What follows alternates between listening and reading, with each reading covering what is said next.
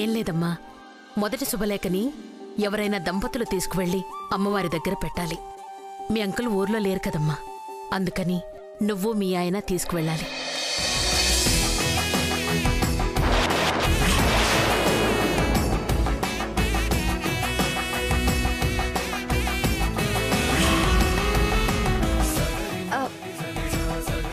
మేమా?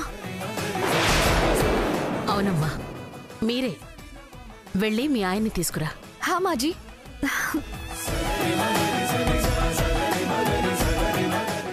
ఏంటొదినా,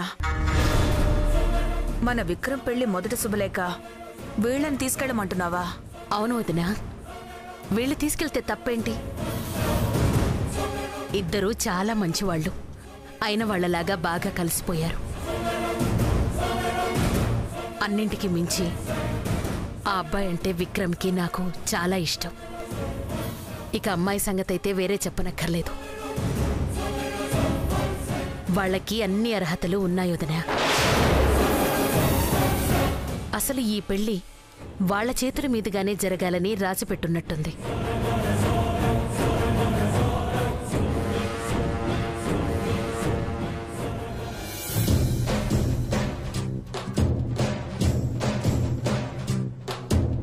ఏమండి, రెడీ అయ్యారా?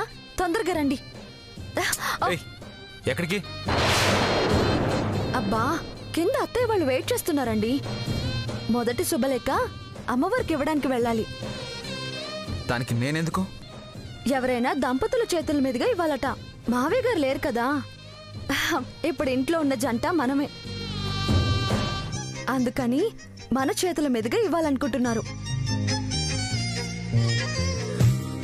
వెయిట్ చేస్తున్నారు, రండి. ఏంటి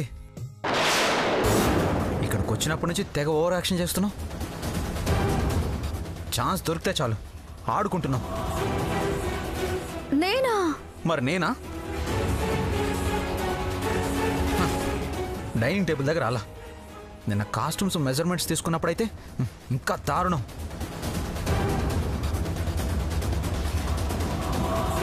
ఎక్కడ నేనే నాని అని తెలిసిపోతానా అని ఎంత టెన్షన్ పడిపోయానో తెలుసా? తెలియనివ్వండి, తెలిస్తే ఏమవుతుంది? ఎప్పటికైనా తెలియాల్సిందే కదా. ఏంటి తెలిసేది? అన్నయ్య పెళ్లి చూడ్డానికి మాత్రమే ఇక్కడికి వచ్చాం, ఉండిపోవడానికి కాదు.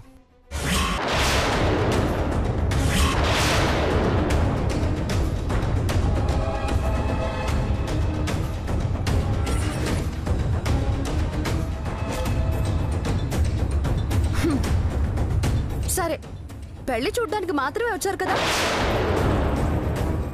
ఇప్పుడు మీ చేతుల మీదుగా పెళ్లి జరిగే అవకాశం వస్తుంది. ఎందుకు వద్దంటున్నారు? అసలు ఈ పెళ్లి చూసే అవకాశం దక్కుతుందో లేదో అనుకున్నాం, కానీ మొదటి శుభలేఖ అమ్మవారికి ఇచ్చే అదృష్టం దక్కింది. కాదనుకుంటామా? ఈ నెపంతో అక్కడ మళ్ళీ ఏదో చేస్తావు. నేను రాను. టైం అవుతుంది, వస్తారా? రారా? నేను రాను. ఆఖరిసారిగా అడుగుతున్నాను. రానని చెప్తున్నాను కదా. సరే అయితే అత్తయ్య గారికి చెప్తాను. అత్తయ్య. అత్తయ్య అని పిలుస్తావేంటి? పిచ్చా నీకు? పోనీ బావగారిని పిలవనా? బావగారు.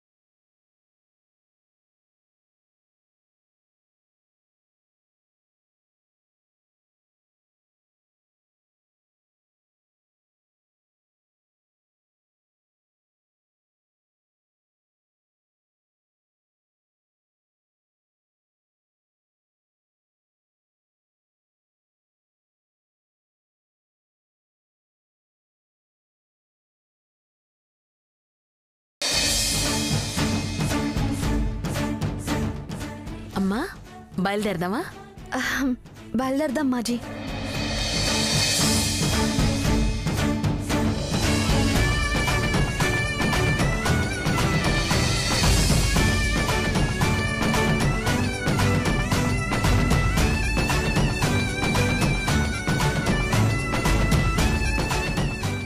వెళదామా? మీరు కూడా రండి.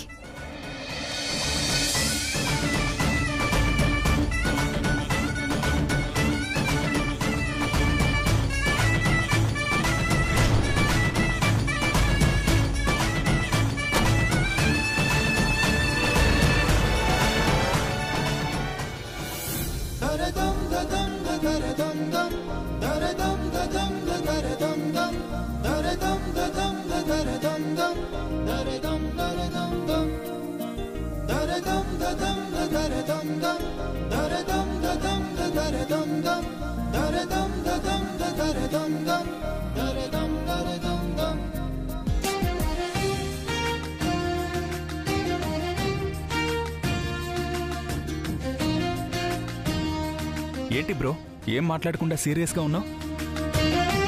కుచ్ భీ నహీ సాబ్. ఆయన అంతే జీ, డ్రైవింగ్ చేసేటప్పుడు ఎక్కువగా మాట్లాడరు. ఈ మధ్యన ఎక్కువ డ్రైవింగ్ చేసి సీరియస్గా ఉండటం అలవాటైపోయింది.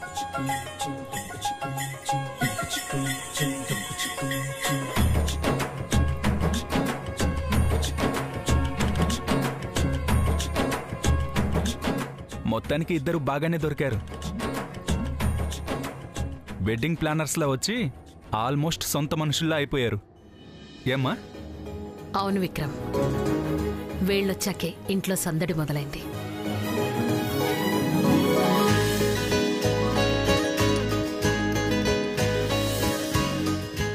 అవును, మీరు ప్రేమించి పెళ్లి చేసుకున్నారు కదా? మీ పెద్దల ఇష్ట ప్రకారమే చేసుకున్నారా లేదా చెప్పకుండా చేసుకున్నారా? పెద్దల ఇష్ట ప్రకారం చేసుకోవడమా? అసలుకి పిల్లలు ప్రేమించారని తెలియగానే వాళ్ళని ద్వేషించడం తప్పించి ప్రేమించే పెద్దలు ఎక్కడైనా ఉన్నారా?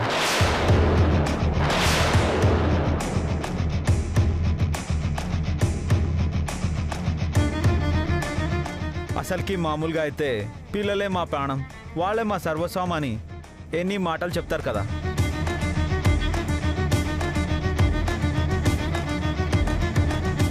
అదే పిల్లలు వచ్చి అమ్మా నేను ఒక అమ్మాయిని ప్రేమించాను అని చెప్పగానే వెంటనే శత్రువుల్లా చూడడం మొదలు పెడతారు. అసలు ఆ అమ్మాయిని పెళ్లి చేసుకోవడానికి వీలు లేదని తెగేసి చెప్తారు.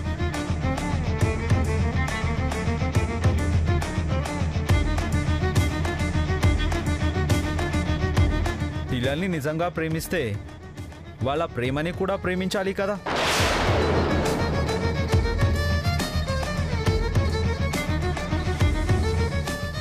ఏమైపోతుంది ఆ ప్రేమ అంతా? అంటే అది అంతా అబద్ధమే కదా.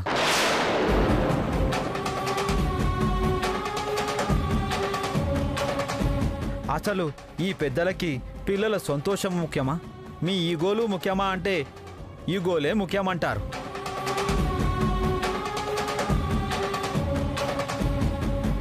అందుకే పిల్లలు కూడా మీ ఈగోలు మీ దగ్గరే ఉంచుకోండి అని చెప్పి ప్రేమించిన వాళ్ళని పెళ్లి చేసుకొని వెళ్ళిపోతారు. మళ్ళీ అలాంటి తల్లిదండ్రుల దగ్గరికి రావడానికే ఇష్టపడరు.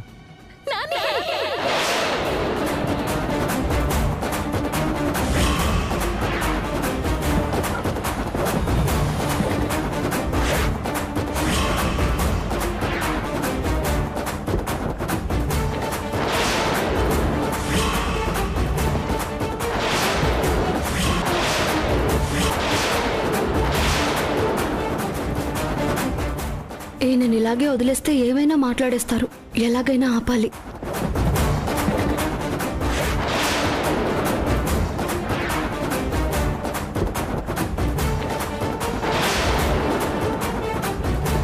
ఏమైందమ్మా? ఏమైంది మాజీ? చూడ్రా, ఈ అబ్బాయి కూడా అచ్చం మన నానిలాగే మాట్లాడుతున్నాడు.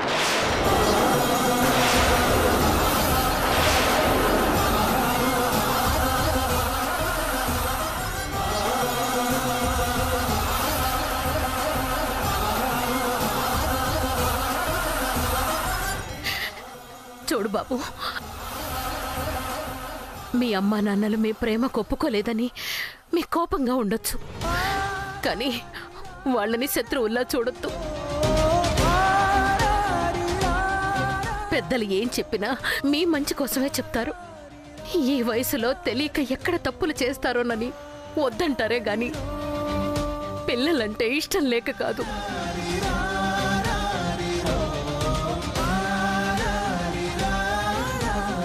సరే, పెద్దలకి ఇష్టం లేదన్నారని మీ ఇష్టానికి పెళ్లి చేసుకున్నారు కదా. మీరు దూరం అయ్యాక ఆ తల్లిదండ్రులు ఎంత బాధపడుతుంటారో ఎప్పుడైనా ఆలోచించారా?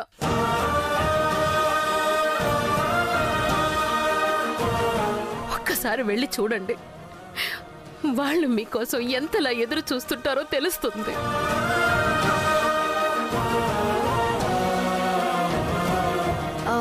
మాజీ, మా అత్తయ్య మావయ్య వద్దన్నారన్న కోపంలో ఏదో ఆయన అలా మాట్లాడేశారు. మనసులో ఏం పెట్టుకోకండి. నిజానికి ఆయనకి వాళ్ళమ్మ అంటే చాలా ఇష్టం. కాదు కాదు, ప్రాణం. వాళ్ళు తొందరలోనే కలుస్తారు కూడా.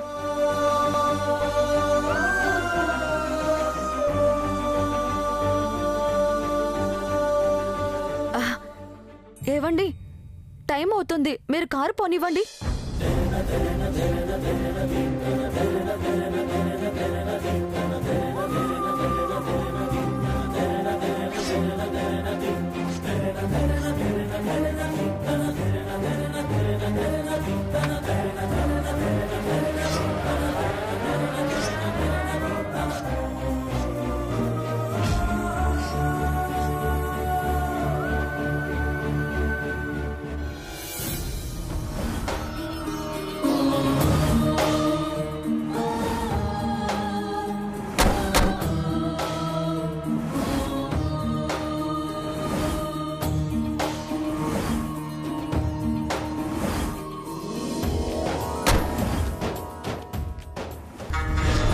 పెళ్లికి అమ్మవారిని కూడా పిలిచేస్తున్నారు. ఇంతవరకు మనం మాత్రం ఏమీ చేయలేకపోయాం. పిలిస్తే అయిపోతుందా? రావాలి కదా. అమ్మవారు రాదులాయరు. అర్థం కాలేదు మేడం. చూస్తావు కదా, నీకే అర్థమవుతుంది. ఏ సెంటిమెంట్నైతే వేదవతి బలంగా నమ్ముతుందో అదే సెంటిమెంట్ని దేవుడి సమక్షంలోనే దెబ్బ కొట్టబోతున్నాను. ఏం సెంటిమెంటో, ఏం దెబ్బ కొట్టడమో. తిరిగి దెబ్బ తినకుండా ఉంటే అంతే చాలు.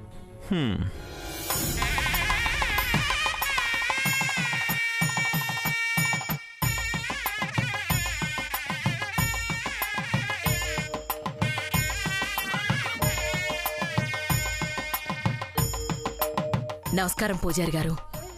నమస్కారం అమ్మా, రండి. మా పెద్దబ్బాయికి పెళ్లి కుదిరిందండి. మొదటి శుభలేఖ అమ్మవారికి ఇద్దామని వచ్చాం. మంచిదమ్మా.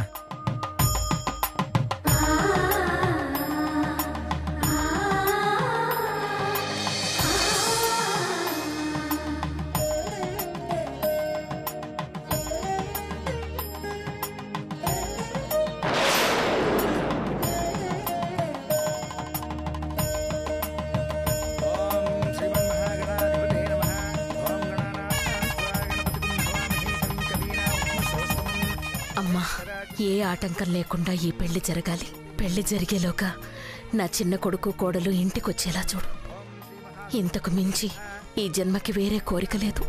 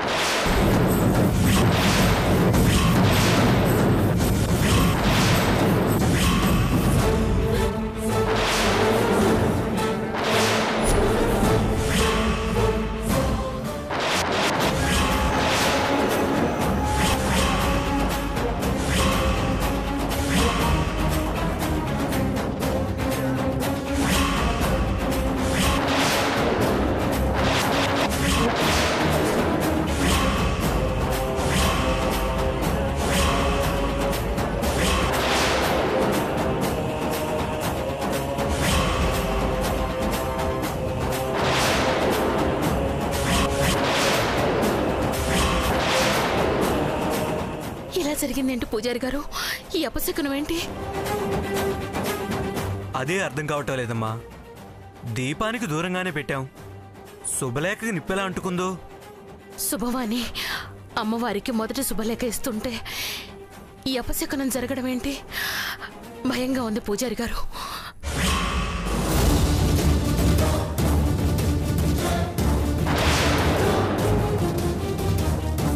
ఏదో యాక్సిడెంటల్గా జరిగిందమ్మా. దీనికి కూడా భయపడితే ఎలా? కారులో వేరే కార్డు ఉంది కదా, అది పెడదాం.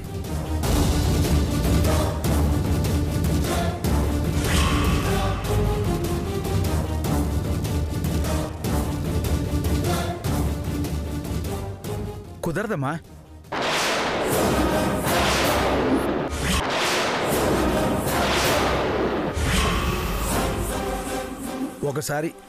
ఒకసారి కుదరకపోతే ఇది తీర్చుకోవడానికి మొక్కు కాదు, శకునం.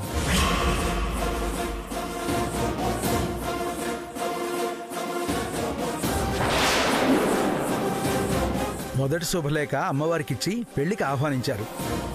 ఈ పెళ్లి జరగడం అమ్మవారికి ఇష్టం లేదు, అందుకే శుభలేఖ తగలడిపోయింది.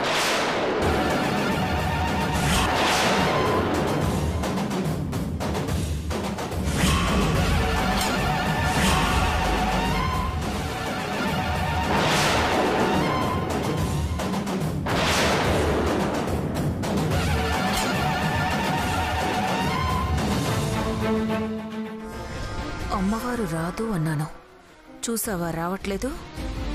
పెళ్ళి ఆగిపోతుంది లాయరు. అంటే ఈ తగలెట్టే కార్యక్రమం అంతా మీ పనేనా? ఏమంటున్నారు పూజారి గారు? అవునమ్మా, ఈ పెళ్లి జరగడం అమ్మవారికి ఇష్టం లేదు.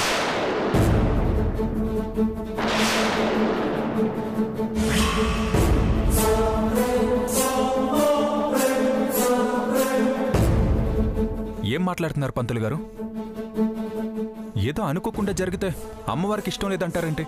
అనుకోకుండా జరగడం కాదు, దీపం పక్కనే హారతి కర్పూరం అలాగే ఇన్ని వస్తువులు ఉండగా శుభలేఖ మాత్రమే ఎందుకు అంటుకుంటుంది?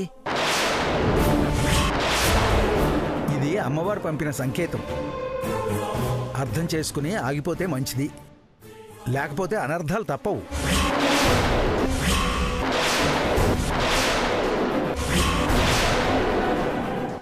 వాణ్ణి ఈ పూజారి నోట్లో చక్కెర పొయ్యా. నేను చెప్పినవన్నీ ఎంత అమాయకంగా చెప్తున్నాడో. Very good.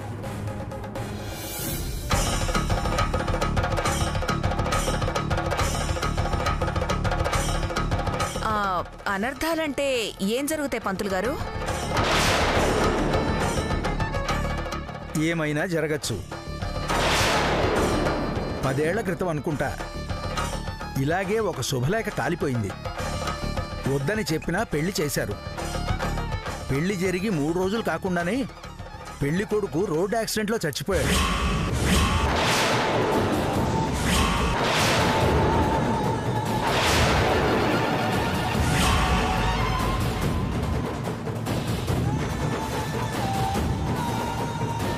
అది కూడా అమ్మవారికి ఎదురుగా. అక్కడేనమ్మా యాక్సిడెంట్ జరిగింది. శాస్త్రి గారు చెప్పండి, శాస్త్రి గారు నిజమా కాదా? నిజమేనమ్మా.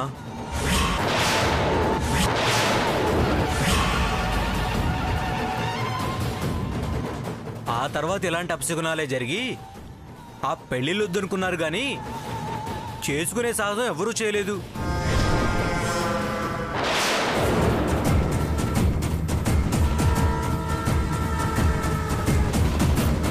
ఆపుతారా? ఏం మాట్లాడుతున్నారో అర్థం అవుతుందా? ఏదో కాస్త గాలి ఇటు వీచి శుభలేఖకి దీపం అంటుకుంది, అందుకని పెళ్ళి జరగకుండా ఆపేస్తారా? ఇంకా ఏ కాలంలో ఉన్నారు మీరు?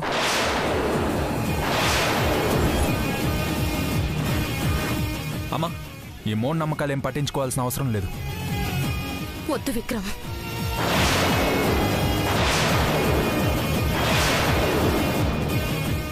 శ్రావణి కోడలిగా రావాలని ఎన్నో కలలు కన్నాను, ఎంతో ఆశపడ్డాను. కానీ పెళ్ళయ్యాక జరగరానిది ఏదైనా జరిగితే? అలాంటిదేం జరగదమ్మా. ఎప్పుడో ఏదో అనుకోకుండా జరిగిందని మళ్ళీ అదే జరుగుతుందని భయపడితే ఎలాగమ్మా?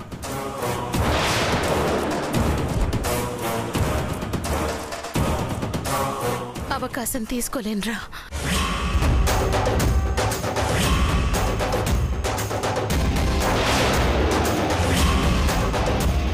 ఒకవేళ జరగకూడదు ఏదైనా జరిగితే ఇప్పటికే ఒక బిడ్డ దూరమై బాధపడుతున్నాను.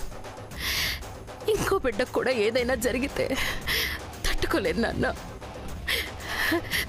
తెలిసి అవకాశం తీసుకోలేను.